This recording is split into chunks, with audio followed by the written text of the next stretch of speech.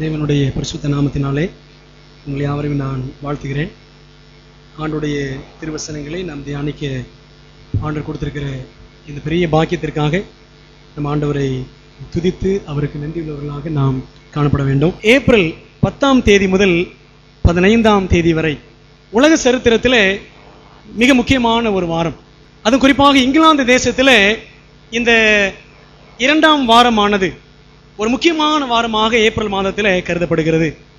ஏன், அதில் என்ன அத்தியாவசியம் இருக்கிறது என்று சொன்னால், இந்த ஏப்ரல் 10ஆம் தேதி முதல் 12ஆம் தேதி வரை இந்த 5 நாட்களுக்குள்ளாக 15ஆம் தேதி வரை இந்த 5 நாட்களுக்குள்ளாகத்தான் டைட்டானிக் என்ற ஒரு கப்பல் தன்னுடைய முதல் பிரயாணத்தை புறப்பட்டு ஒரு பெரிய அழிவையும் சந்தித்தது என்று சரித்திரம் சொல்லுகிறது.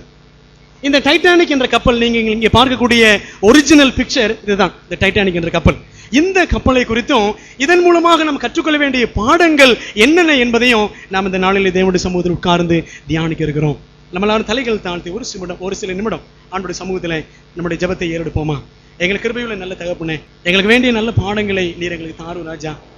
இந்த உலக வாழ்க்கையில எங்களுடைய கிறிஸ்தவ பயணம் எப்படி இருக்க வேண்டும் என்பதை நீர் எங்களுக்கு உணர்த்தும்படியாய் நாங்கள் ஜெபிக்கிறோம்ப்பா. எங்களோடு பேசும் உம்முடைய தூய ஆவியானவர் எங்களோடு இடைபடும்படியாய், கர்த்தர் எங்களை வழிநடத்தும்படியாய், உம்முடைய மெல்லிய சத்தத்தை கேட்டு உம்முடைய சித்தத்தை செய்கிறவர்களாக நித்தமும் நடக்க கர்த்தர் எங்களை வழிநடத்தும்படியாய் இயேசுவின் நாமத்தில் ஜெபிக்கிறோம் எங்கள் ஜெபங்களும் அன்புள்ள பிதாவே, ஆமென். டைட்டானிக் நவீன பாபேல் கோபுரம். இந்த டைட்டானிக் என்ற கப்பலானது இங்கிலாந்து தேசத்தில் பெல்ஃபாஸ்ட் என்ற இடத்துல கட்டப்பட்டது. பெல்ஃபாஸ்ட் என்ற இடம், இந்த இடத்தில் கட்டப்பட்ட இந்த கப்பலானது ஒரு பிரம்மாண்டமான கப்பலாக இருந்தது, ஒரு ஆச்சரியமான கப்பலாக இருந்தது. இந்த டைட்டானிக் என்ற கப்பலை குறித்து நமக்கு எப்பொழுது தெரிய வந்தது என்று சொன்னால் 1997ஆம் வருஷம். அப்பொழுது இருந்துதான் நமக்கு இந்த கப்பலை குறித்து நன்றாக தெரிய வந்தது. எப்படி என்று சொன்னால், ஹாலிவுட் டைரக்டர் ஜேம்ஸ் கேமரூன் என்ற ஒரு திரைப்பட இயக்குனர் தான் இந்த டைட்டானிக் என்ற கப்பலை குறித்து ஆராய்ச்சி செய்து ஒரு பிரம்மாண்டமான படத்தை பல கோடிகள் செலவழித்து அவர் உருவாக்கினார். அப்பொழுது இருந்துதான் நம்ம எல்லாருக்கும் டைட்டானிக் என்ற வார்த்தை மிக பிரபலமாக மாறியது. இந்த டைட்டானிக் என்ற வார்த்தைக்கு என்ன அர்த்தம் என்று சொன்னால், பேராற்றல் உடைய அல்லது மிக பெரிய என்று அர்த்தம். பேராற்றல் உடைய மிக பெரிய என்று அர்த்தம். பிரியமானவர்களே, நாம் இப்பொழுது அந்த வாரத்தில் இருக்கிறோம். ஏப்ரல் 10ஆம் தேதி இந்த கப்பல் தன் பிரயாணத்தை தொடங்கியது. 15ஆம் தேதி தன் அழிவை இதே மாதத்தில் சந்தித்தது. உலகம் முழுவதும் 2012ஆம் வருஷம் எப்பொழுது வரும் என்று சொல்லி எல்லாரும் காத்துக் கொண்டிருக்கிறார்கள். குறிப்பாக இங்கிலாந்து தேசம் 2012ஆம் வருஷத்திற்காக ஏப்ரல் 10ஆம் தேதி முதல் 15ஆம் தேதி என்ற அந்த வாரத்திற்காக காத்துக் கொண்டிருக்கிறது. ஏனென்று சொன்னால், உலகம் முழுவதும் அந்த வாரத்தை நினைவு நாளாக ஆசரிக்க வேண்டும் என்று சொல்லி உலகம் திட்டமிட்டுக் கொண்டிருக்கிறது. இந்த கப்பல் எப்பொழுது கண்டுபிடிக்கப்பட்டது?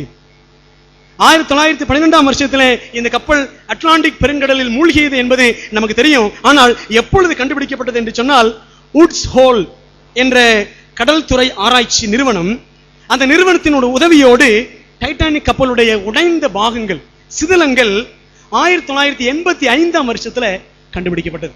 1985 அந்த கப்பலை கடல் ஆழத்துல கண்டுபிடிக்கிறாங்க. அதை கண்டுபிடித்தவர் யார் என்று சொன்னால், டாக்டர் ராபர்ட் பல்லார்ட் என்ற ஒரு ஆராய்ச்சியாளர், கடல் துறை ஆராய்ச்சியாளர். அவர் அதை கண்டுபிடிக்கிறார். எப்பொழுது என்று சொன்னால், 1985ஆம் வருஷத்தில் ஏறக்குறைய அந்த கப்பல் மூழ்கி 73 ஆண்டுகளுக்கு பிறகு அந்த கப்பலை கண்டுபிடிக்கிறார். 73 ஆண்டுகளுக்கு பிறகு 13,000 அடி ஆழத்துல அந்த கப்பலை அவர்கள் கண்டுபிடிக்கிறார்கள். இந்த கப்பலை குறித்த விசேஷங்கள் என்னென்ன, விசேஷ அம்சங்கள் என்னென்ன என்று சொன்னால், நீங்கள் இங்கே பார்க்கிறீர்கள். இந்த கப்பலில் ஏறக்குறைய 16 கம்பார்ட்மெண்ட்ஸ், 16 வாட்டர் டைட் கம்பார்ட்மெண்ட்ஸ், 16 பெரிய அறைகள், தண்ணீர் உள்ளே நுழைய முடியாத அளவுக்கு அந்த அறைகள் கட்டப்பட்டிருந்தது. அதான் உட்காரக்கூடிய அந்த அறை, எல்லாரும் உட்கார்ந்து பேசக்கூடிய அறையாக அந்த படம் அங்கே காணப்படுகிறது. இந்த கப்பலை கட்டினவர்கள் யார் என்று சொன்னால், பிரிட்டிஷ் ஒயிட் ஸ்டார் லைன் என்ற கப்பல் கட்டுமான கம்பெனி இந்த கப்பலை கட்டியது. இங்கிலாந்திலே பெல்ஃபாஸ்ட் என்ற இடத்துல இந்த கப்பல் கட்டப்பட்டது. இந்த பெல்ஃபாஸ்ட் என்ற இடத்துல புராட்டஸ்டன்ட்ஸ் அதிகமாக இருந்த ஒரு இடம் இந்த பெல்ஃபாஸ்ட் என்று சொல்லி நாம் பார்க்கிறோம். இந்த கப்பலுடைய உயரம் என்னவென்று சொன்னால் 11 மாடி கட்டடம் எவ்வளவு உயரமா இருக்குமோ அவ்வளவு உயரம் இந்த கப்பல் என்று நாம் பார்க்கிறோம். நீச்சல் குளம், விளையாட்டு மைதானம், நடனக்கூடம், மதுபான கூடம், உடற்பயிற்சி கூடம், அழகு நிலையம், சலூன், சிகை திருத்தகம் என்று சொல்லி ஒரு பெரிய ஒரு உலகமே, ஒரு குட்டி உலகமே இந்த டைட்டானிக் கப்பலுக்குள் இருந்தது என்று சொன்னால் அது மிகையாகாது. ஒரு அற்புதமான பிரம்மாண்டமான ஒரு கப்பல்.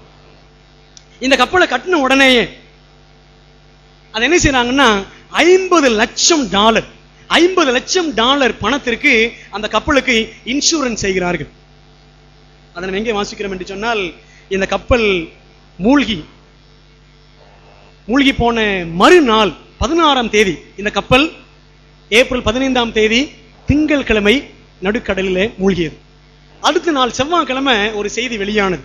அந்த செய்தித்தாளில் நான் வாசிக்கிறேன். அந்த செய்தித்தாள் பக்கங்கள் நான் வைத்திருக்கிறேன், 3 பக்கங்கள். அதில் வாசிக்கிறோம் $50 லட்சம் இந்த கப்பலை அவர்கள் இன்சூரன்ஸ் செய்திருந்தார்கள். இந்த கப்பலில் பிரயாணம் செய்தவர்கள் யாரெல்லாம் இந்த கப்பலுக்குள்ள பிரயாணம் செய்யணும் என்று இருந்தது என்று சொன்னால், முதலாவது அங்கே வாசிக்கிறோம் உயர் வகுப்பை சேர்ந்தவர்கள், பெரிய பெரிய பணக்காரவங்க, லட்சாதிபதிகள், கோடீஸ்வரர்கள்.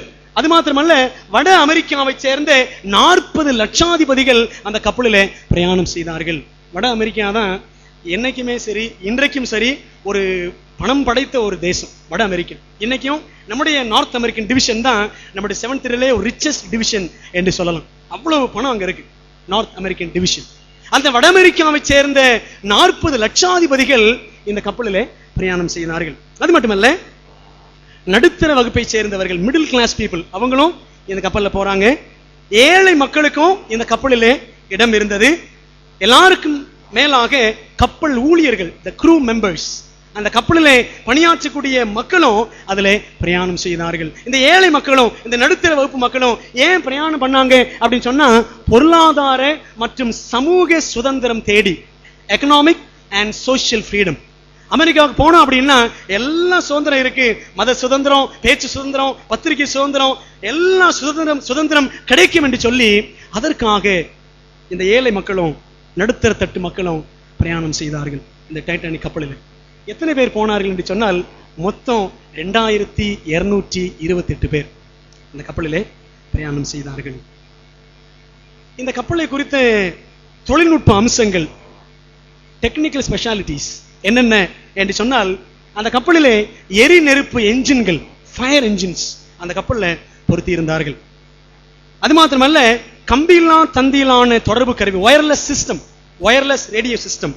கப்பலின் வேகத்தை கூட்டுவதற்கு 3 ப்ரொபல்லர்ஸ், 3 சுழல் தண்டுகள் இந்த கப்பலில் பயன்படுத்தப்பட்டது. இந்த எரிநெருப்பு என்ஜின்கள், ப்ரொபல்லர்ஸ் மற்றும் வயர்லெஸ் ரேடியோ சிஸ்டம், இதெல்லாம் முதலாக அறிமுகப்படுத்தப்பட்ட கப்பல் எது அப்படின்னா இந்த டைட்டானிக் என்று சொல்லி நாம் இங்கே பார்க்கிறோம். அந்த காலத்தில் இருந்த நவீன தொழில்நுட்பங்கள் என்னென்ன அதெல்லாம் பயன்படுத்தி ஒரு பெரிய கப்பலை உருவாக்கினார்கள். அதுதான் இந்த டைட்டானிக். இந்த கப்பல்ல நான் ஆளுமையா இருக்கணும் என்ற எண்ணம் எல்லாருக்கும் இருந்திருக்கும்ல. நிச்சயமா ஆண்டவர் இயேசு கிறிஸ்து மேசியா பிறப்பாருன்னு சொன்ன உடனே அந்த தீர்க்க தரிசனத்தை இஸ்ரவேல் ஜனங்கள், யூதா ஜனங்கள் தெரிந்த உடனேயே அநேக கன்னி பெண்கள் காத்திருந்தாங்களாம். அந்த இயேசு, அந்த மேசியா ஏன் வயித்துல பிறக்க மாட்டாரா, அந்த மேசியா ஏன் வயித்துல பிறக்க மாட்டாருன்னு சொல்லிட்டு எல்லாரும் காத்திருந்தாங்க. அதே போலதான் இந்த கப்பல் கட்டப்பட்ட உடனே இந்த கப்பல்ல நான் ஆளுமையா இருக்கணும்னு சொல்லிட்டு அநேகர் எதிர்பார்த்தார்கள். ஆனால் அதில் மாலுமியாக நியமிக்கப்பட்ட மனிதன் யார் என்று சொன்னால், எட்வர்ட் ஜான் ஸ்மித் என்ற ஒரு மாலுமி. அவருடைய புகைப்படம் எனக்கு கிடைக்கவில்லை, ஆனால் செய்தித்தாளில் இந்த படம் இருக்கிறது. எட்வர்ட் ஜான் ஸ்மித் வட அட்லாண்டிக் சமுத்திரத்தில் 26 ஆண்டுகளாக கப்பல்களை செலுத்தியவர். இவருக்கு கப்பல் ஓட்டி ஏறக்குறைய 40 வருஷம் அனுபவம் இருக்கு. ஆனால் இந்த சமுத்திரத்தில், வட அட்லாண்டிக் சமுத்திரத்தில் 26 ஆண்டுகள் கப்பல்களை செலுத்தியவர். அவருக்கு தெரியும் எந்த ரூட்ல போனோம், எந்த இடத்துல போனா டேஞ்சர் இருக்காது. எவ்வளவு தெளிவாக அந்த 40 வருஷத்துலயும் ஒரு ஆக்சிடென்ட் கூட அவருடைய அனுபவத்தில் ஆனதே கிடையாது. கப்பல் விபத்து ஏற்பட்டதே கிடையாது. அதனாலதான் இவ்வளவு திறமைசாலியை, அனுபவசாலியை மாலுமியாக நியமிக்க வேண்டும் என்று சொல்லி நியமித்தார்கள். இந்த மனிதன் மாலுமியாக நியமிக்கப்பட்டபோது ஏறக்குறைய அவருக்கு 62 வயசு. தன்னுடைய ரிட்டையர்மெண்ட் ஏஜ் நெருங்கி கொண்டிருக்கிறார், ஓய்வு பெறக்கூடிய சமயம். ஆகவேதான் இந்த முதிர்ந்த பழுத்த ஒரு அனுபவசாலியை இந்த கப்பலுக்கு மாலுமியாக நியமித்தார்கள். இந்த கப்பல் என்றைக்கு புறப்பட்டது? புறப்பட்ட நாள் எது என்று சொன்னால் ஏப்ரல் 10ஆம் தேதி 1912ஆம் வருஷம். எங்கிருந்து எங்கே போனது என்றால், இங்கிலாந்திலே சவுத்ஹாம்ப்டன் என்ற இடத்திலிருந்து அமெரிக்காவிலே நியூயார்க் என்ற நகரத்தை நோக்கி இந்த கப்பல் தன்னுடைய பிரயாணத்தை தொடங்குகிறது. இந்த கப்பலுக்குள்ள நடந்தது என்ன? 2228 ஜனங்கள் அந்த கப்பல்ல போனாங்களே, என்னதான் செஞ்சுட்டு இருந்தாங்க அப்படின்னா, அங்கே வாசிக்கிறோம், நண்பர்கள் மற்றும் லட்சாதிபதிகளிடமிருந்து வாழ்த்துக்களை பெற்றுக் கொண்டிருந்தார் இந்த மாலுமி. எல்லா மக்களும், பெரிய பெரிய லட்சாதிபதிகள், பெரிய பெரிய பிரபல மக்கள், முக்கியஸ்தர்கள் எல்லாரும் இந்த ஜான் எட்வர்ட் ஸ்மித் வாழ்த்துறாங்க. கங்க்ராச்சுலேஷன்ஸ், இந்த கப்பல் நீங்க தான் முதல் மாலுமி அப்படின்னு சொல்லி எல்லாரும் ஒரு வாழ்த்தி கொண்டே இருக்கிறாங்க. ஒரு பக்கம். இன்னொரு பக்கம் வாலிபர்கள் எல்லாரும் ஃபுட்பால் விளையாண்டுகிட்டு இருக்கிறாங்க கப்பலுக்குள்ள. ஜோடிகள், காதல் ஜோடிகள் உள்ளுக்குள்ள டான்ஸ் ஆடிட்டு இருக்கிறாங்க, நடனம் ஆடிக்கொண்டிருக்கிறார்கள். மதுபான கடைகள் திறந்தே இருக்கிறது. 24 hours பார் ஃபெசிலிட்டி அந்த கப்பலுக்குள்ள இருந்துச்சு. அங்க இருக்கிற எல்லா மக்களுக்கும் ஹாலிடே மூட், விடுமுறை கொண்டாட்டம். இன்னைக்கு பிள்ளைகளுக்கு பரீட்சை முடிஞ்சுக்கிட்டு இருக்கு. 10th முடிஞ்சிருச்சு, +2 முடிஞ்சிருச்சு. எல்லாருக்கும் அந்த ஒரு மாசம் லீவ் வந்த உடனே அவங்க கையிலே பிடிக்க முடியாது. அப்படிப்பட்ட மனநிலையில இந்த கப்பலிலே பிரயாணம் செய்தவர்கள் இருந்தார்கள். ஏன் இந்த கப்பல் அழிந்தது? ஏன்? என்ன காரணம் என்றால், அதற்கு 4 காரணங்களை நாம் பார்க்கலாம். முதல் காரணம் அகந்தையான எண்ணம். அகந்தையான எண்ணம். யாருடைய அகந்தையான எண்ணம் என்றால், அந்த மாலுமி. அவன் சொன்னான், God himself could not sink this ship என்று சொன்னான். கடவுள் நினைத்தால் கூட இந்த கப்பலை கடலிலே மூழ்கடிக்க முடியாது. கடவுள் நினைச்சா கூட இந்த கப்பலை அழிக்க முடியாதுப்பா என்று சொல்லி இந்த எட்வர்ட் ஜான் ஸ்மித் சொன்னான்.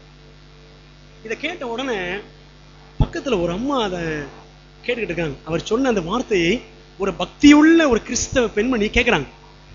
இவர் இந்த வார்த்தையை சொன்ன உடனே அவருக்கு அந்த அம்மாவுக்கு ரொம்ப பயம். இந்த மனுஷன் எப்படி சொல்றானே, கடவுள் நினைச்சா கூட இந்த கப்பல் என்ன செய்ய முடியாது, அழிக்க முடியாது.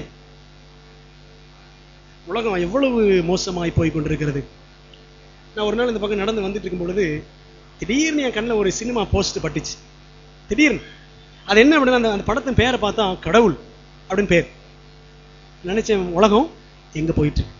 கடவுள் என்ற பெயரானது சர்வசாதாரணமாக பயன்படுத்தக்கூடிய காலத்துல இன்றைக்கு நாம் வாழ்ந்து கொண்டிருக்கிறோம். இன்னைக்கு பாடத்தை நான் படிச்சிருப்போம். என்ன படிச்சோம்? நான் பாடத்துல சொல்ல மறந்துட்டேன். கடவுள் என்ற பெயரை, தேவன் என்ற பெயரை, யெகோவா என்ற பெயரை யூதர்கள் மிகவும் கவனமாக உச்சரிப்பார்கள், மிகவும் கவனமாக எழுதுவார்கள் என்று பார்க்க. ஆனால் இந்த மாலுமி மிக பெருமையாக இருமாப்போடு சொன்னான், கடவுள் நினைச்சா கூட இந்த கப்பலை அழிக்கவே முடியாது. இந்த கப்பலுக்கு என்ன பெயர் கொடுத்தாங்கன்னா, 1912ஆம் வருஷத்துல, it is a floating city, இது ஒரு மிதக்கும் நகரம் என்று சொன்னார்கள். இது unsinkable ship, மூழ்க முடியாத கப்பல், மூழ்கடிக்க முடியாத கப்பல் என்று அந்த காலத்தில் இந்த கப்பலுக்கு நிறைய பட்ட பெயர்கள் வைக்கப்பட்டது. இவர் இந்த வார்த்தையை சொன்ன உடனே அதை கேட்ட பெண்மணிக்கு தூங்கவே முடியல. அன்னைக்கு ராத்திரி தூங்கவே முடியல. பிரியமானவர்களே, அந்த அம்மாவுடைய, அந்த பக்தியுள்ள தாயுடைய மகள் இன்றைக்கும் உயிரோடு இருப்பதாக நாம் பார்க்கிறோம். அகந்தையான எண்ணம் அழிவுக்கு வழி நடத்தியது. அழிவுக்கு முன்னானது அகந்தை என்று வேதம் சொல்லுகிறது. Pride comes before destruction. ஒருவேளை எனக்கு அகந்தை இருக்கும், என்னுடைய சொத்து, என்னுடைய செல்வாக்கு, என்னுடைய அனுபவம், இந்த சபையில இத்தனை வருஷமா நான் இருக்கிறேன், என்னைத்தான் இதுல வைக்கணும், எனக்கு தான் இந்த பொறுப்பை கொடுக்கணும் என்ற அகந்தை யாருக்காவது வந்துருச்சு அப்படின்னா, பிரியமானவர்களே, முடிவு சீக்கிரம் வந்துடும். எல்லா சூழ்நிலையிலும் ஆண்டவருடைய சமூகத்திலே நம்மை தாழ்த்தினவர்களாக, நம்மை ஒப்பு கொடுத்தவர்களாக, அர்ப்பணித்தவர்களாக இருக்க வேண்டியது அவசியம். இல்லாவிட்டால் அழிவு என்பதை இந்த கப்பல் நமக்கு தெரியப்படுத்துகிறது. இரண்டாவது காரணம் என்ன என்றால், அசட்டை செய்யப்பட்ட எச்சரிப்பு. அசட்டை செய்யப்பட்ட எச்சரிப்பு. ஏப்ரல் 15ஆம் தேதி 1912ஆம் வருஷம் டைட்டானிக் கப்பலுடைய கடைசி நாள். ஒரு வாரம் கூட அந்த கப்பல் இருக்கல, ஒரு வாரம் கூட இல்லை. இந்த மாலுமி நிறைய வாழ்த்து செய்திகளை பெற்றுக்கொண்டே இருக்கிறார். எல்லாரும் வாழ்த்துறாங்க, கூப்பிட்டு வாழ்த்துறாங்க. ரேடியோ சிஸ்டம் மூலமாக, ஒயர்லெஸ் ரேடியோ சிஸ்டம் மூலமாக. அவருக்கு ரொம்ப சந்தோஷம். அதே சமயத்துல இவருக்கு எச்சரிப்புகள் வந்து கொண்டே இருந்தது. ஸ்லோ டவுன் தி ஸ்பீட், உன்னோட வேகத்தினை குறைக்கணும், வேகத்தினை குறைக்கணும், கப்பல் ரொம்ப வேகமா போகுது என்று சொல்லி எச்சரிப்பு வந்தது. இன்னொரு எச்சரிப்பு வந்துச்சு, take the southern route, there are icebergs in the North Atlantic route. அந்த அட்லாண்டிக் பெருங்கடலில் நீங்க என்ன செய்யுங்க, தெற்கு பக்கமாக போங்க, நீங்கள் வடக்கு பக்கம் போனால் அந்த இடத்துல நிறைய பனிப்பாறைகள் இருக்கிறது என்ற எச்சரிப்பு வந்து கொண்டே இருந்தது. சரித்திரம் சொல்லுகிறது, ஏறக்குறைய 8 டெலிகிராம்ஸ், 8 தந்தி செய்திகள் வந்ததாக நம் சரித்திரத்தில் வாசிக்கிறோம். 8 செய்தி வந்தாலும் கூட இந்த மனுஷன் எட்வர்ட் ஜான் ஸ்மித் அதை என்ன செஞ்சுட்டான், அலட்சியம் செய்ததாக, அசட்டை செய்து விட்டதாக நாம் பார்க்கிறோம். என்னுடைய கப்பல் மூழ்கவே மூழ்காது. 40 வருஷம் நான் கப்பல் மாலுமியா இருந்திருக்கிறேன். இந்த அட்லாண்டிக் கடலில் 26 வருஷம் நான் மாலுமியா இருந்திருக்கிறேன், எனக்கு தெரியாதா என்ற ஒரு எண்ணம் இந்த ஜான் ஸ்மித் தன் உள்ளத்துல கொண்டிருந்தான். எந்த வழியில போகக்கூடாதுன்னு ஆண்டவர் சொன்னாரோ அதே வழியில தான், அதே நார்த் அட்லாண்டிக் ரூட்ல தான் இந்த மனிதன் போக தெரிந்து கொண்டான். பைபிள் ஆண்டவர் எத்தனை எச்சரிப்பு கொடுத்திருக்கிறாரு. எப்பா இந்த வழியில போங்க, கற்பனின் பாதையில நீங்க நடங்க அப்படின்னு ஆண்டவர் சொல்லிக்கிறார்.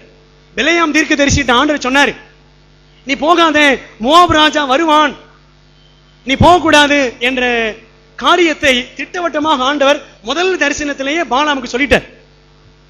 போக மாட்டேன்னு சொல்லி மோவாபின் ஆட்கள் இடத்திலே பிலேயாம் சொல்லிவிட்டான்.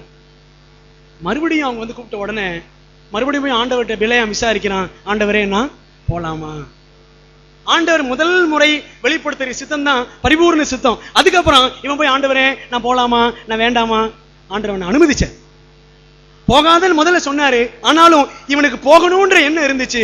போனா கடைசியில இஸ்ரவேல் ஜனங்கள் வேசித்தனம் பண்ணுவதற்கும் விக்கிர ஆராதனைக்குள்ளாக விழுந்து போவதற்கும் இந்த பிலேயாம் காரணமா இருந்தான் என்று சொல்லி வேதத்துல வாசிக்கிறோம். கடைசியில அந்த தீர்க்கதரிசி, அந்த கூலிக்கு மாரடித்த அந்த பிலேயாம் தீர்க்கதரிசி பட்டயத்தால் வெட்டப்பட்டு செத்து போனான் என்று வேதத்துல வாசிக்கிறோம். பிரியமானவர்களே, தேவன் கொடுக்கின்ற எச்சரிப்புகளை யார் ஒருவர் அசட்டை செய்கிறாரோ அவர் நிச்சயமாக அழிவை சந்திக்க வேண்டியது இருக்கும்.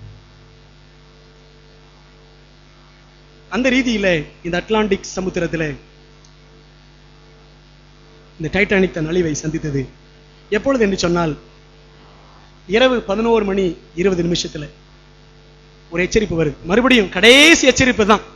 ஏப்ரல் மாதம் 14ஆம் தேதி, அதாவது ஞாயிற்றுக்கிழமை இரவு 11:40 ஒரு எச்சரிப்பு வருது, 11:20 எச்சரிப்பு வருது. கடைசியில் அந்த மாலுமி சொன்ன வார்த்தை என்ன அப்படின்னா, ஷட் அப், உன் வாயை மூடு, எந்த எச்சரிப்பு எனக்கு தேவையில்லை என்று சொல்லி அவன் சொன்ன வார்த்தை தான் அந்த இன்னொரு முனையில் இருந்த எச்சரிப்பாளருக்கு சொன்ன கடைசி வார்த்தைகள். பிரியமானவர்களே, அடுத்த 2 மணி நேரம் 40 நிமிஷத்துல, அடுத்த 2 மணி நேரம் 40 நிமிஷத்துல அந்த கப்பல் அதிகாலை 3 மணிக்கு முன்பாக, அதாவது திங்கட்கிழமை 15ஆம் தேதி காலையில அந்த கப்பல் மூழ்கி போனது. ஒரு அழிவு வருது அப்படின்னா ஆண்டவர் எப்பொழுதுமே எச்சரிப்பு கொடுத்துக்கிட்டே இருப்பார். அழிவை சந்திக்கட்டும் என்று சொல்லி எச்சரிப்பு கொடுக்காமல் அழிவை உண்டாக்குகிறவர் நம்முடைய தேவன் அல்ல. ஒரு பெரிய ஜலப்பிரளயம் வரப்போகுது, 120 வருஷம் நோவா பிரசங்கம் பண்ணார். சோதோம் குமாரன் அழிய போகிறது, 3 பேர் வந்தாங்க. தேவனும் 2 தூதர்களை வந்து எச்சரிப்பை கொடுத்தார்கள்.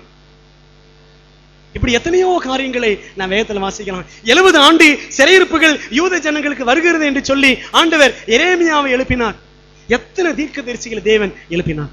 பிரியமானவர்களே, தேவன் தந்த எச்சரிப்புகளை தேவ ஜனங்கள் கூட வேதாகமத்திலே அலட்சியம் செய்து அநேக அழிவுகளை சந்தித்ததாக நான் வேதத்தில் வாசிக்கிறோமே. இன்னைக்கு ஆண்டவர் எத்தனை எச்சரிப்பு கொடுத்துட்டு இருக்கிறார். நீ ஓய்வு நாளை எப்படி ஆசரிக்கணும், நீ எப்படி நடக்கணும், ஆண்டவருடைய பிரமாணங்கள் படி எப்படி நீ வாழ வேண்டும், எல்லா எச்சரிப்புகளும் நாம் பெற்றிருப்பதிலே பஞ்சமே கிடையாது. பிரியமானவர்களே, அந்த எச்சரிப்புகள் ஒரு நாளும் அசட்டை செய்யப்படவே கூடாது. மூன்றாவதாக, அந்த கப்பலின் அழிவுக்கான காரணம் என்னவென்று சொன்னால், அத்துமீறப்பட்ட ஆதி திட்டம். அந்த கப்பலை வடிவமைக்கும் பொழுது அந்த டிசைனர், அந்த வடிவமைப்பாளர் ஒரு காரியம் சொல்லியிருந்தார். என்ன சொல்லியிருந்தாருன்னா, இந்த கப்பலுக்குள்ள என்ன செய்ய வேண்டும், 50 லைஃப் போட்ஸ் இருக்க வேண்டும். 50 லைஃப் போட்ஸ் இருக்கணும். இன்னைக்கு கூட நம்ம பஸ்ல பார்ப்போம், மோட்டார் பைக்கில் பார்க்கலாம், கார்ல பார்க்கலாம், ஸ்டெப்னி வச்சிருப்பாங்க. ஒரு டயர் பஞ்சர் ஆச்சுன்னா அடுத்த டயர் மாட்டிக்கலாம். அதே போலதான் ஒரு விபத்து ஏற்பட்டு விட்டது என்று சொன்னால், ஒரு துரதிர்ஷ்டம் நடந்து விட்டது என்று சொன்னால், மக்கள் தப்பிப்பதற்காக 5 ஜீவ படகுகளை இந்த கப்பலில் வையுங்கள் சொல்லிட்டு அந்த டிசைனர் சொல்லியிருந்தார். ஆனால் அந்த British white star line company உரிமையாளர்கள் என்ன செய்தார்களாம், 50 வேண்டாம், அப்படி என்ன அழிவு வரப்போகுது, 20 போதும். 20 கூட கிடையாது, 18 தான். 18 ஜீவ படகுகளை அந்த கப்பலிலே அவர்கள் வைத்தார்கள். மெத்தனம். ஒரு டிசைனர் சொல்லுவதை கேட்கணும். அந்த டிசைனர் சொன்னதை கேட்கல அப்படின்னா there will be only destruction, அழிவுதான் ஏற்படும். பிரியமானவர்களே, ஒரு ஜீவ படகுல, ஒரு லைஃப் போட்ல, அந்த காலத்தில் கட்டப்பட்ட அந்த லைஃப் போட்ல குறைந்தபட்சம் 65 பேர் உட்காரலாம். ஒரு கப்பல்ல 65 பேர் உட்கார்ந்து தப்பித்துக் கொள்ளலாம்.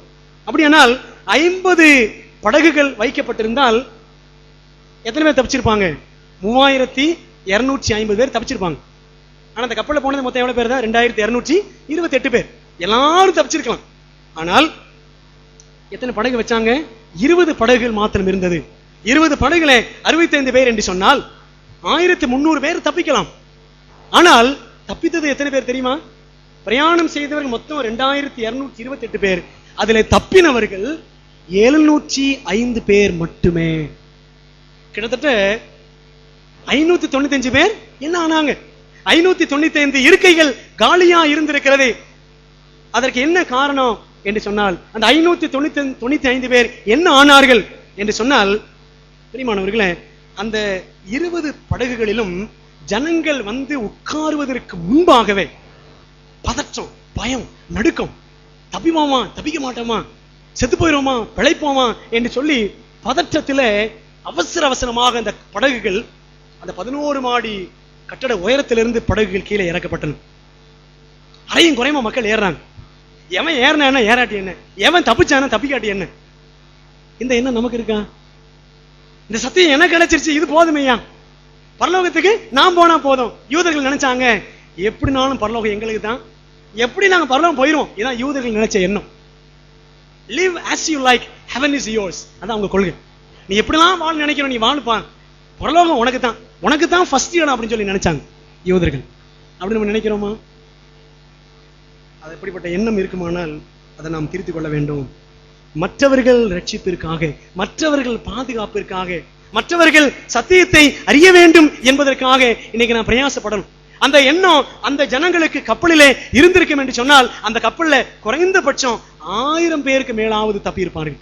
ஆனால் அநியாயமாக 595 பேர் மரித்து போனார்கள். அந்த 595 காலி இடங்களை கொண்ட அந்த கப்பல்கள் கரை வந்து சேர்ந்தது. அந்த சமயத்துல ஒரு பெரிய விபத்து ஏற்பட்ட அந்த சமயத்துல கார்பாத்தியா என்ற ஒரு கப்பல் வந்தது. கார்பாத்தியா என்ற ஒரு கப்பல். அந்த கப்பல்ல தான் அநேகர் தப்பித்தார்கள்.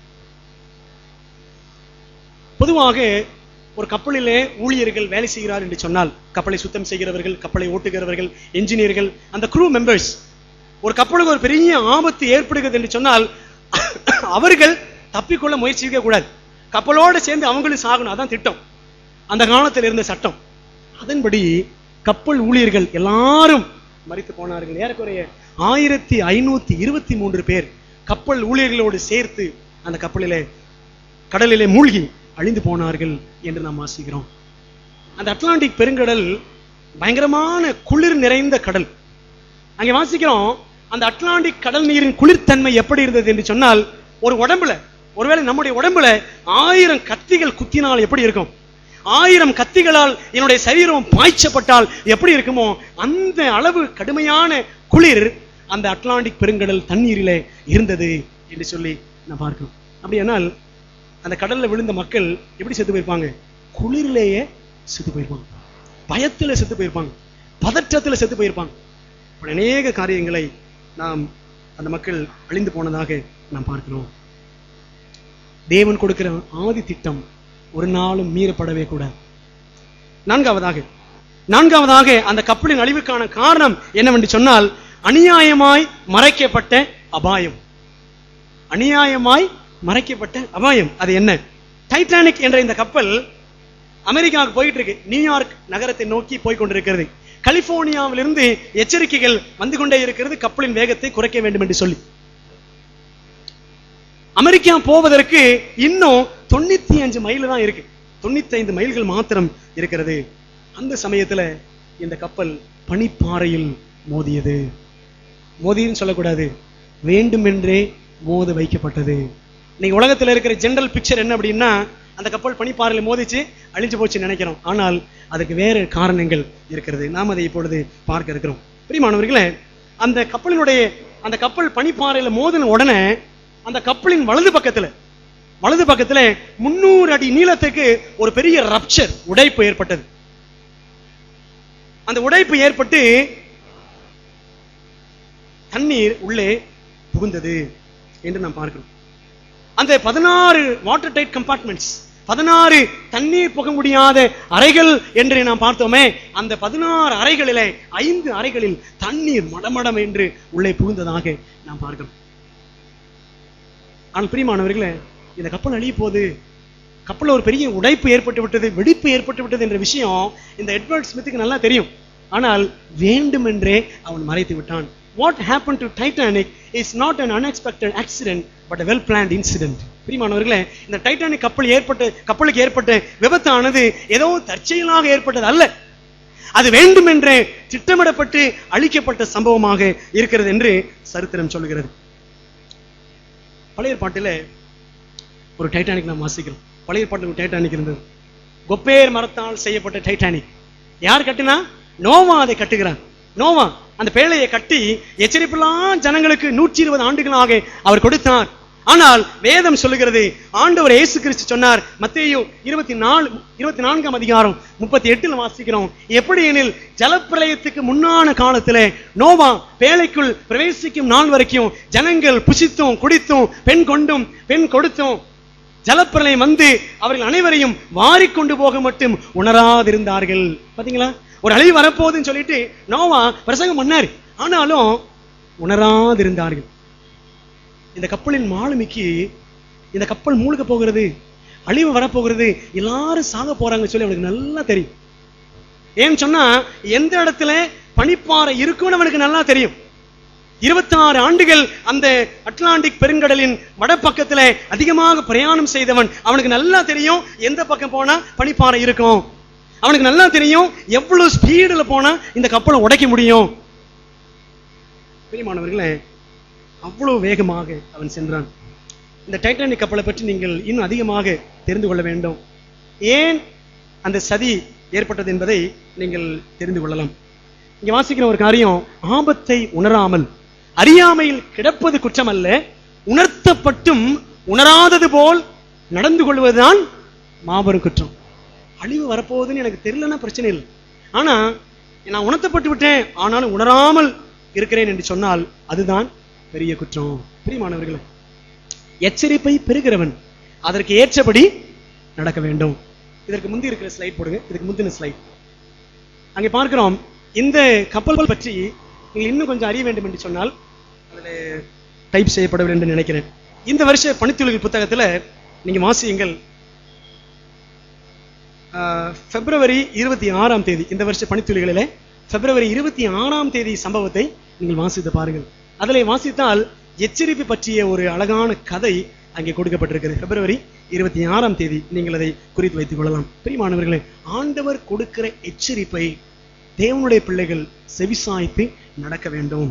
நீதிமொழிகள் 13ஆம் அதிகாரம் 18ஆம் வசனத்தில் வாசிக்கிறோம், கடிந்து கொள்ளுதலை கவனித்து நடக்கிறவனோ கனமடைவான். யாராவது கடிந்து கொள்றாங்க அப்படின்னா அதை கேட்டு நடக்கணும். நீதிமொழிகள் 15:5 வாசிக்கிறோம், கடிந்து கொள்ளுதலை கவனித்து நடக்கிறவனோ விவேகி. ஒரு எச்சரிப்பு வருதுன்னா அதை கேட்டு நடக்கிறவன் ஞானம் உள்ளவன், அவன் வேகம் உள்ளவன்.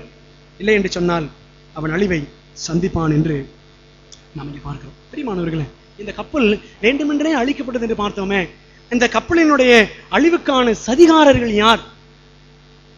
ஏன் அதை அழிச்சாங்க அப்படின்னா நாம் இங்க பார்க்கிறோம், இந்த சதிகாரர்களுடைய நோக்கம் என்ன அப்படின்னா அமெரிக்காவை அழிச்சிடணும்.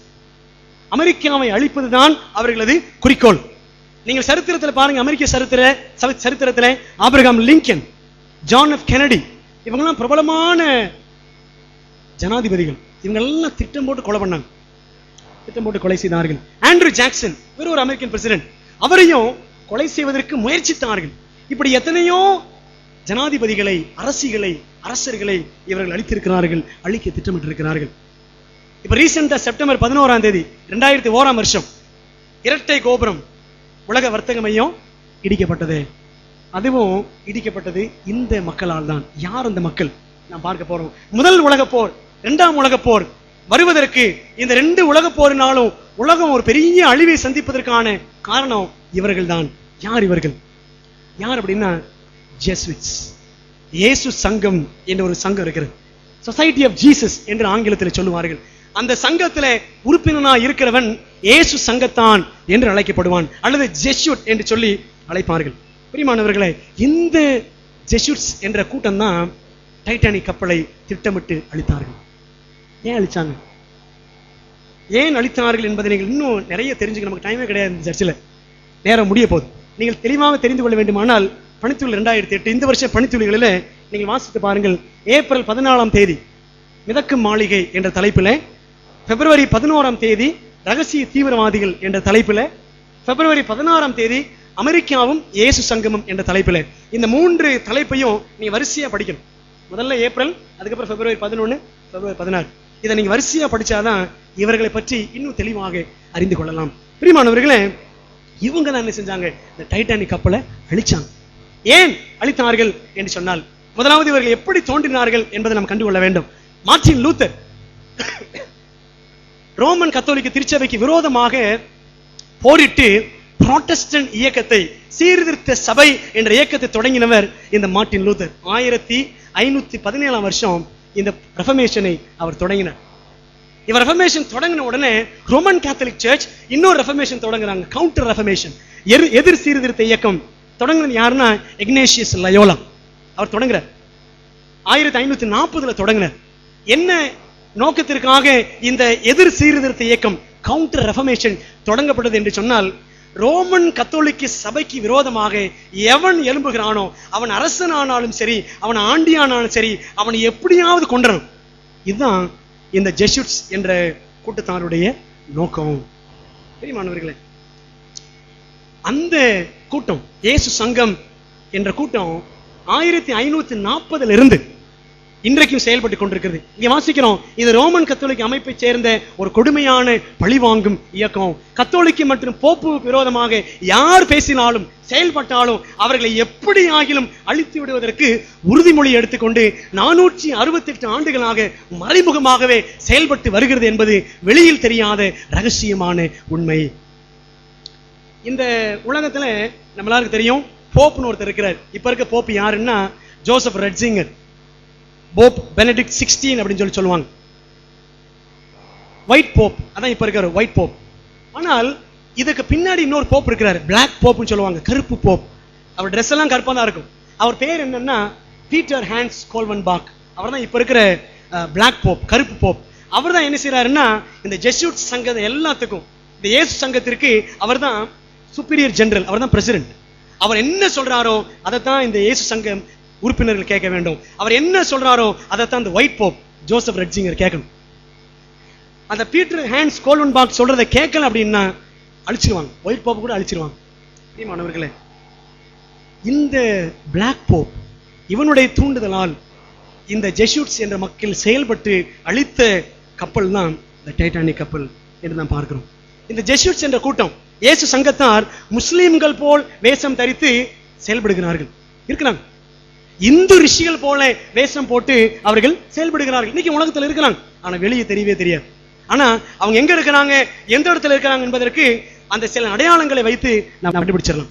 தெரியுமானவர்களே, இவர்கள் எல்லா இடங்களிலும் ஊடுருவி வைக்கிறார்கள். நம்ம சென்னையில் பார்க்குறோம் பார்த்தீங்களா, நுங்கம்பாக்கத்தில் லயோலா காலேஜ், இக்னேஷியஸ் லயோலா, இது ஒரு ஜெசுட் காலேஜ். இந்த அட்வென்டிஸ்ட் சபைக்குள்ளேயும் இந்த மக்கள் ஜெசுட்ஸ் உள்ள நுழைய நினைச்சாங்க. ரோமன் கத்தோலிக்க சபைக்கு விரோதமாக பேசுகிற ஒரு தீவிரமான சபை எது? இந்த சர்ச் தான். அப்ப இந்த சபையை அழிக்கணும்னு சொல்லிட்டு அப்பொழுதே திட்டம் போட்டாங்க இந்த ஜெசூட்ஸ். ஆனா முடியல. ஏன் அப்படின்னா இந்த சபைக்குள்ள எலன் ஒயிட்னு ஒரு அம்மா இருக்கிறாங்க. இந்த அம்மா இருக்க வரைக்கும் உள்ள போகவே முடியாதுன்னு சொல்லிட்டு இந்த இயேசு சங்கத்தார் உள்ள நுழையும். அவங்க என்னைக்கு சாவாங்க அதுக்கு பிறகு நுழையலாம் சொல்லிட்டு இந்த சபையை சீர்குலைக்கணும்னு சொல்லிட்டு அவர்கள் திட்டமிட்டு இருந்தார்கள் என்று நாம் இங்கே பார்க்கிறோம். எல்லா நாடுகளையும், எல்லா ராஜாக்களையும், ராணிகளையும், இளவரசர்களையும் ரோம போப்பாதிக்கத்தின் கீழ் கொண்டு வருவதற்காக இவர்கள் உயிரை கொடுக்கவும் தயங்க மாட்டார்கள், உயிரை எடுக்கவும் தயங்க மாட்டார்கள். ரோமன் கத்தோலிக்கன் தான் முடிவான அதிகாரம், அது சொல்றது தான் எந்த ராஜ்யமும் கேட்கணும் என்று சொல்லி அவர்கள் திட்டம் வைத்திருக்கிறார்கள். பிரியமானவர்களே, ஏன் இந்த கப்பலை அளித்தார்கள் என்று சொன்னால், இந்த ஜெசூட்ஸ் என்ற இயேசு சங்கத்தார் தங்களுடைய திட்டங்களை நிறைவேற்ற வேண்டும். ரோமன் கத்தோலிக்கு விரோதமாக எந்த புராட்டஸ்டன்ட் செயல்பட்டாலும் அவன் அழிச்சிடணும். ஏற்கனவே பார்த்தோம், பெல்ஃபாஸ்ட் என்ற இடம் டைட்டானிக் கப்பல் கட்டப்பட்ட இடம். அங்க இருந்த மக்கள் பெரும்பாலானவர் யாரு? புராட்டஸ்டன்ட் மக்கள். அந்த இடத்துல ஜேபி மார்கன் என்ற நபரிடத்துல இந்த இயேசு சங்க மக்கள் சொல்லி இந்த டைட்டானிக் கப்பலை கட்ட சொன்னாங்க. ஏன் அப்படின்னா அதுல 3 பேரை அழிக்கணும், 3 பேரை அழிக்க வேண்டும். யார் அந்த 3 பேர் அப்படின்னா பெரிய கோடீஸ்வரங்க. இந்த உலகத்தினுடைய ரிசர்வ் வங்கி பணம் எல்லாத்தையும் தங்களுடைய கட்டுப்பாட்டில் 1912 வச்சிருந்தவங்க. பெஞ்சமின் குகனிம் என்ற ஒரு மனிதன், இஸ்தார் ஸ்ட்ராஸ் என்ற ஒரு மனிதன், இன்னொருத்தர் ஜான் ஜேக்கப் இஸ்தார். 3 பேர். இந்த 3 பேரும் இந்த ஜெசூட்ஸுடைய திட்டங்களுக்கு தடையா இருந்தவர்கள்.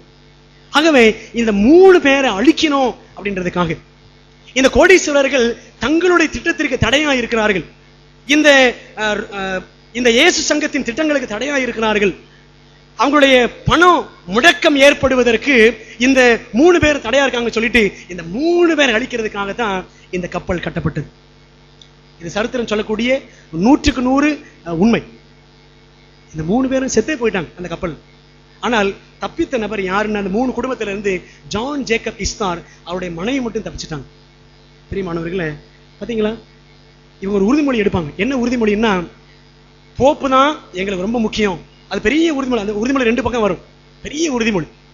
இந்த ரோமன் கத்தோலிக்கு விரோதமாக யார் செயல்பட்டாலும் அவனை கழுத்தை நெருக்கியோ, அவனை இறுக்கியோ, அவன் அந்த பெண்ணுடைய வயிற்றை கிழித்தோ, அவள் மாசமா இருந்தாலும் சரி அவ வயிற்றை கிழிச்சிருவோம், உள்ள இருக்க குழந்தை வெளியே எடுத்து தரையில மோதி அடிச்சு எப்படினாலும் கொலை செஞ்சு ரோமன் கத்தோலிக்கு ஆதிக்கத்தை நிலைநிறுத்துவோம் என்பதுதான் அவங்களுடைய உறுதிமொழி. அந்த உறுதிமொழி எடுக்கும் பொழுது நிர்வாணமாக உறுதிமொழி எடுப்பார்கள்.